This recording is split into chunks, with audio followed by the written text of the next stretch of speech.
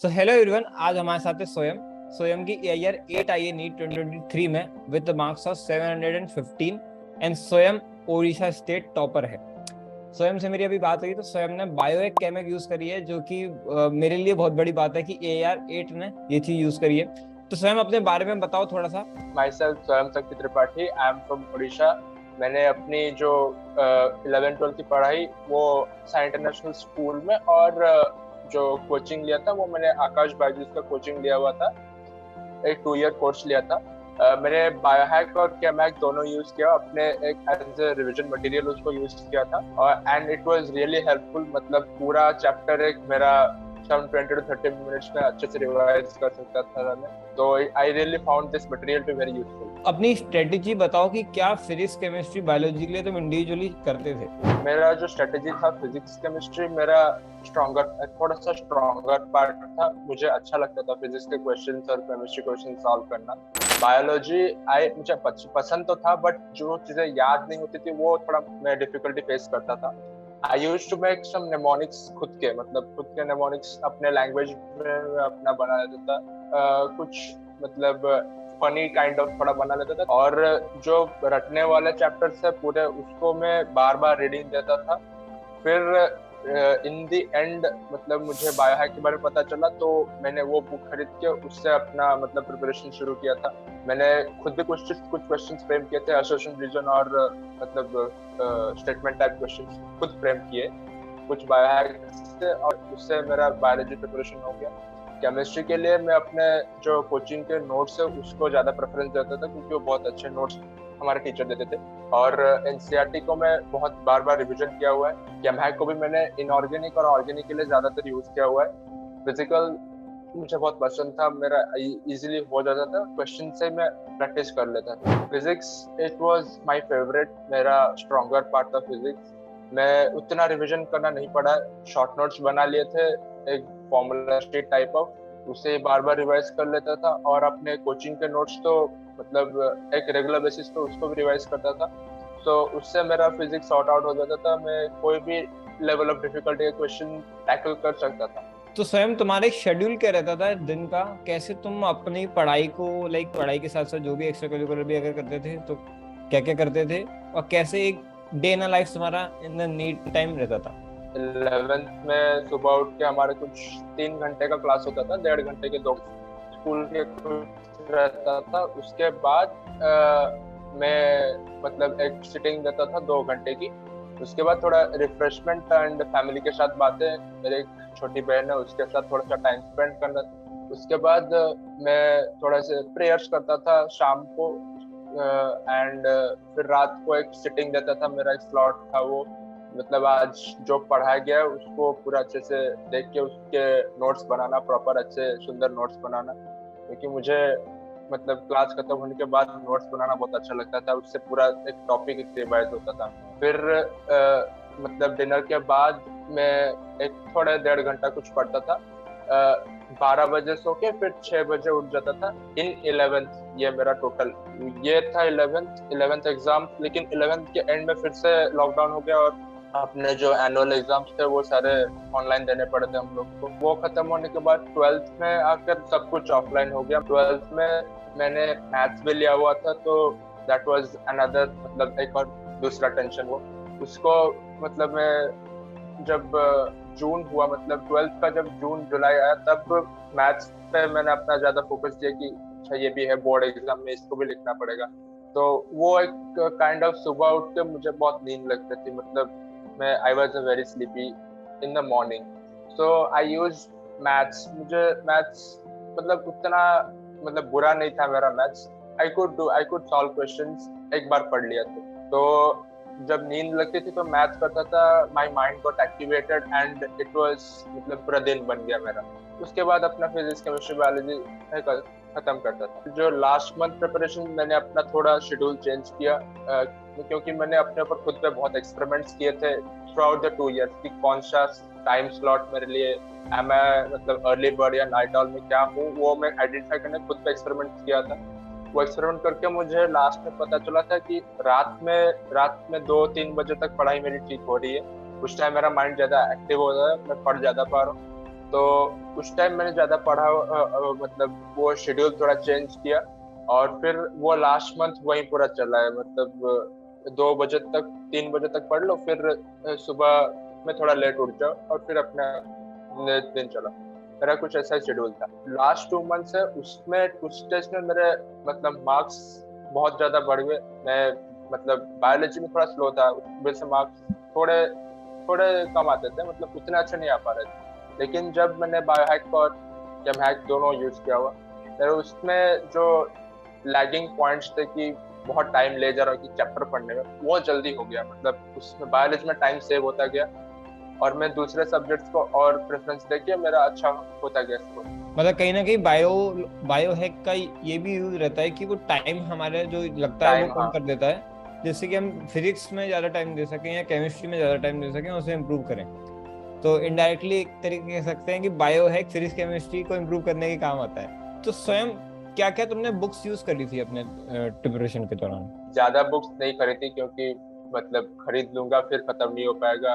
Coaching का module अच्छे से सॉल्व किया था, और अपने जो एनसीईआरटी उसको बार बार रिवाइज किया था, तीनों सब्जेक्ट्स का, फिजिक्स केमिस्ट्री बायोलॉजी। बायोलॉजी सबसे ज्यादा, फिजिक्स एनसीईआरटी 1-2 बार पढ़ा है, क्योंकि उसमें ज्यादा कुछ इन्फॉर्मेशन है नहीं, कुछ लाइंस इंपॉर्टेंट होती है, उसको अंडरलाइन कर देने बस हो गया। तो स्वयं तुम्हें मेरे बारे में कैसे पता चला था? मैं यूट्यूब बहुत सर्फ करता था, मतलब एजुकेशनल वीडियोस के लिए। जब भी कोई मतलब कोई टॉपिक समझ नहीं आता तो मैं यूट्यूब बहुत सर्च करता था।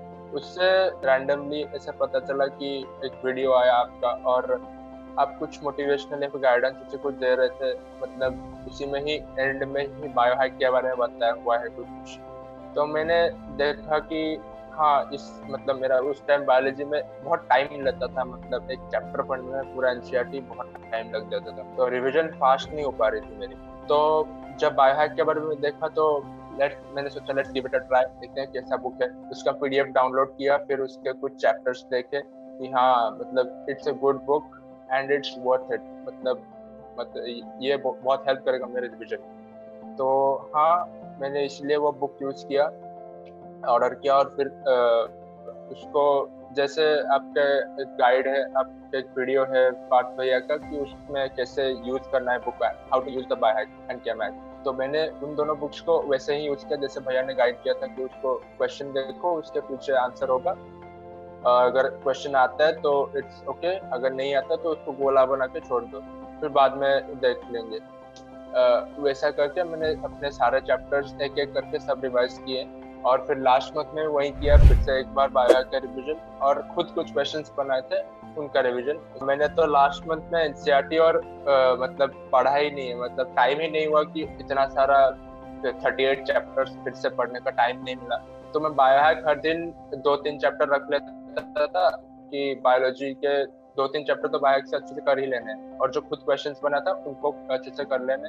तो बायोहैक और कैमहैक से मेरा जो बायोलॉजी केमिस्ट्री का रिवीजन हो गया था लास्ट मंथ। तो स्वयं अब तुम्हारा एक क्वेश्चन गलत हुआ, तो वो क्वेश्चन किस वजह से गलत हुआ, तुम्हें क्या लगता है? सिली मिस्टेक थी या कुछ और? हाँ, वो फिजिक्स का एक सिली कैलकुलेशन मिस्टेक, मतलब प्रोजेक्टाइल मोशन का एक इजी क्वेश्चन था, वो नीचे 2 छूट गया डिनोमिनेटर में, वो गलत। कुल मिला के मतलब कि एक सिली मिस्टेक, नहीं तो अगर तुम्हारे वो भी सही होता तो हाँ ये ईयर बनी आ जाती।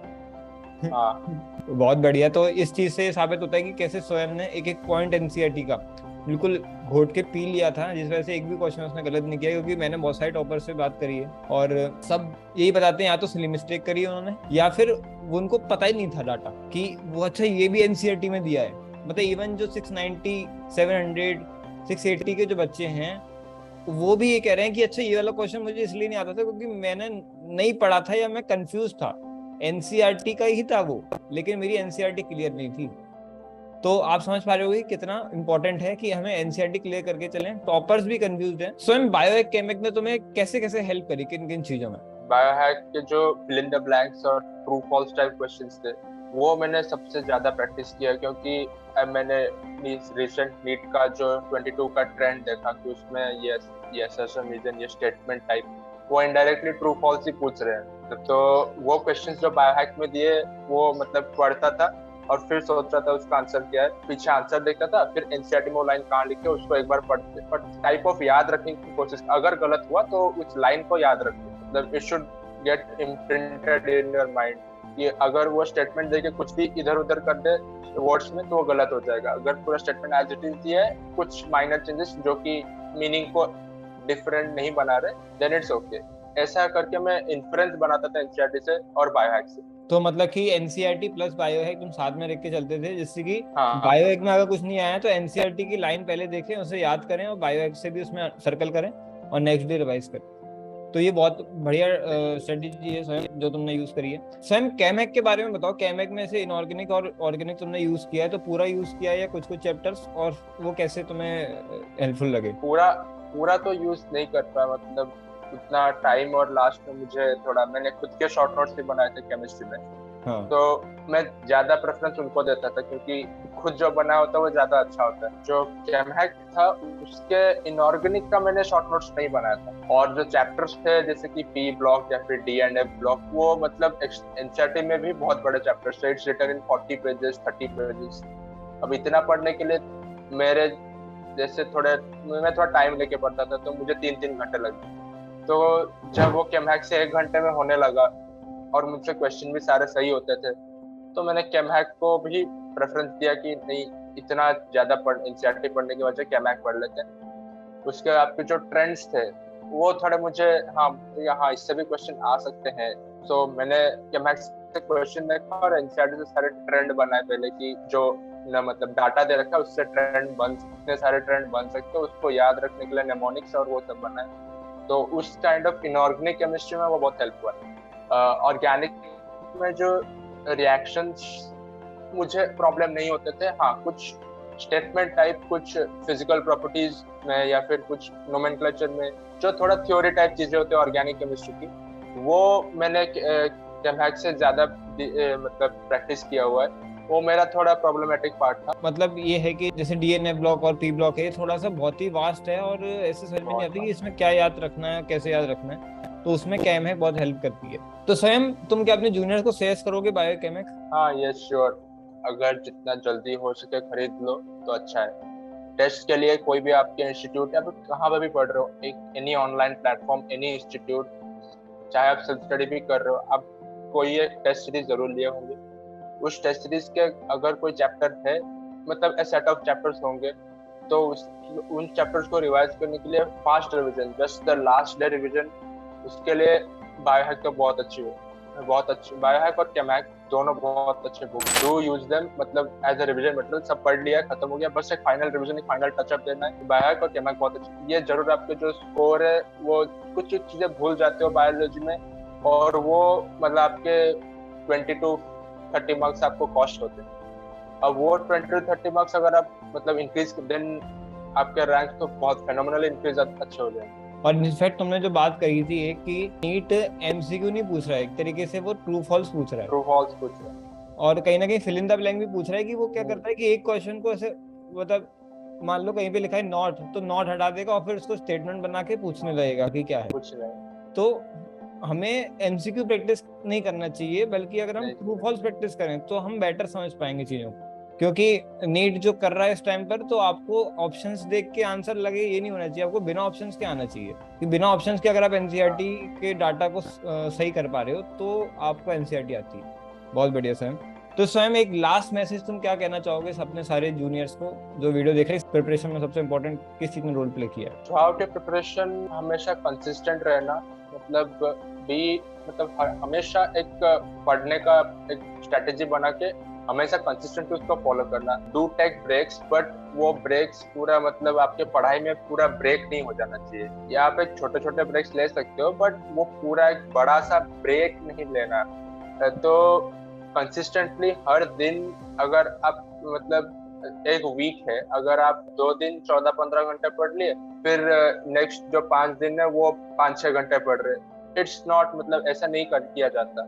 इससे अच्छा है हर दिन 10 घंटे पढ़ो, एवरेज तो सेम ही रहेगा, मतलब मेंटेन योर कंसिस्टेंसी, कम पढ़ो बट हर दिन पढ़ो। एंड सेकेंड पॉइंट इज, अपने टीचर्स, अपने पेरेंट्स की हर बात को जरूर फॉलो करना। पेरेंट्स हाँ आपको एकेडमिक के लिए उतना हेल्प कर सकते, नहीं भी कर सकते, बट आपके जो नॉन एकेडमिक मैटर्स है, आप स्ट्रेस्ड आउट हो, आप एंजाइटी और डिप्रेशन हो, तो अपने अंदर रखने के मतलब अपने में मत रखो, वो do share it with someone, मतलब आपके फीलिंग्स वेंट आउट हो जाएंगी एक टाइप ऑफ, अपने पेरेंट्स से बात करने या फिर अपने कोई सिबलिंग है उससे जरूर बात करनी। I used to do it, my parents are very supportive in that matter. और अब कोई भी डाउट या फिर कोई भी गाइडेंस चाहिए, अपने टीचर्स आप जहाँ से पढ़ रहे हो उनका हेल्प जरूर लो। टीचर्स की हर एक बात को जरूर मानो, वो कुछ भी असाइनमेंट या फिर कुछ भी दे रहे हैं, ज्यादा मतलब होमवर्क दे रहे हैं, then it's for your good, you should do it. In fact मैं सभी लोगों से बोलूंगा कि लोग कहते हैं हमारे पास टाइम की कमी है, आप किसी पे भी टाइम की कमी नहीं होती, हर किसी की टाइम की प्रायोरिटी होती है कि आप अपना टाइम किस चीज को देना चाह रहे हो। आप नीट एस्पिरेंट हो, 2 साल is not at all any kind of कमी कि कम है भैया, टाइम बहुत टाइम है ये। और 2 साल में बहुत टाइम होता है। आप अगर ये बोले 2 साल में कम टाइम है, इसका मतलब आप पढ़ाई पे फोकस नहीं थे, आप कहीं और अपना टाइम दे रहे हो, इस वजह से 2 साल कम लग रहा है। इसी के साथ एंड करते स्वयं, और all the best to you. AIIMS Delhi तुम्हारा वेट कर रहा है, एम्स दिल्ली का वो वाइट कोट पहन करके अब तुम्हें जाना है एनाटॉमी के डीएच में और जगह जगह, और एक बहुत ही खूबसूरत सी लाइफ आगे तुम्हारे लिए वेट कर रही है।